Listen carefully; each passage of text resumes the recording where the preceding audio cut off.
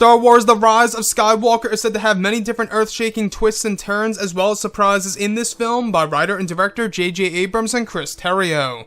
This is Mike Zero. If you guys are new to the channel, do make sure to subscribe to see future Star Wars content. Now, one great thing about this movie is that we do know that J.J. Abrams is literally changing exactly what Rey's lineage is going to be in this movie, and that there is more to the story of the character of Rey, as well as some of the other legacy characters, like Luke Skywalker, Anakin, ObiWan Kenobi, you name it, that will be further explored in Episode 9's storyline.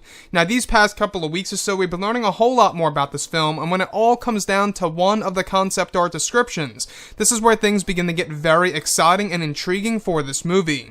Now, specifically, it's described that one of the scenes that were filmed during the month of October involved both Daisy Ridley and Adam Driver on set, around by a 360-degree green screen, where it's said to be a moment in which they are introduced to the netherworld of the Force by Luke Skywalker.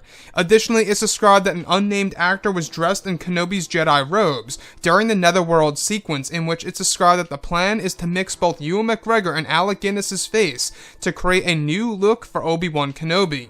It's said to be a sequence where Rey is approached by the Obi-Wan figure in the netherworld, where it's said to be a scene in which Obi-Wan delivers a very important revelation to Rey that will involve Rey's lineage. The sequence is said to be very dramatic, where the certain truth that is revealed by the Kenobi figure causes Rey to shed a tear or two, and that the scenery is said to have Obi-Wan appearing just like Yoda did in The Last Jedi, where he appears to be nearly solid with a slight blue hue. So, I really want to go over a couple of parts about this, because this really does speak volumes by JJ and what he's trying to perform here for the final installment of the Skywalker saga. Now, we do know that Obi-Wan Kenobi is going to be a very important piece for the Skywalker saga in Star Wars Episode 9 to a certain extent. Now, we also know that J.J. Abrams is really throwing in a lot of prequel content and original trilogy content in order to evolve the characters of Rey and Kylo Ren.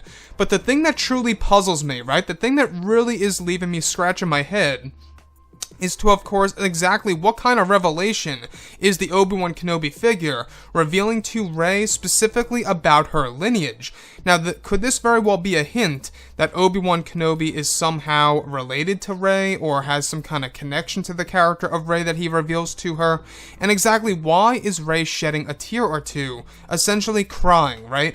We do know that Rey cries a lot in the sequel trilogy, and that's not going to stop in Episode 9. We saw great examples of this, in The Force Awakens and even in The Last Jedi. And it really does, make one wonder as to exactly what Kenobi reveals to Rey that is going to be so dramatic and so emotional to the point where she literally just breaks down in tears. So, the other piece that I do want to go over is the entire scenery of Obi-Wan Kenobi, where it's described that they are planning in order to mix the faces of both Ewan McGregor and Sir Alec Guinness into one being, into one version of Obi-Wan Kenobi that we have never seen before on the big screen, that is going to be placed within the netherworld of the Force and its environment. Now, mind you, we also have Kylo Ren in this particular sequence, witnessing these events actually occurring before his very own eyes, seeing Rey actually being delivered a certain truth by Obi-Wan Kenobi to her. And I believe that this is going to further explain as to exactly why we heard the line of dialogue, in The Force Awakens, where he says, "Rey, these are your first steps." All the burning questions in The Force Awakens, we also know that they will be answered in Episode 9 in a very unique way by JJ. So the other piece that I would really want to go over here is, of course, how they are changing the appearance of Obi-Wan Kenobi. Now, one of the big plans is to make him appear more solid, with only a slight blue hue, kind of like what they did with Yoda in The Last Jedi. Now, you guys may very well be aware that in The Last Jedi, Yoda appeared differently, right? That was Rian Johnson's idea in order to evolve the characters of course, Yoda and all the different Force ghosts and whatever have you, and what they're able to do in the mortal world. Now we can see that he's more of a solid figure in The Last Jedi, and that they're going to be doing the same exact concept with Obi-Wan Kenobi in The Rise of Skywalker, which is a very interesting touch, because it really does bring one to question exactly what allows the Force ghosts to really be able to become more solid, as if they are almost alive and well, as if they are almost, pretty much flesh and blood at that point.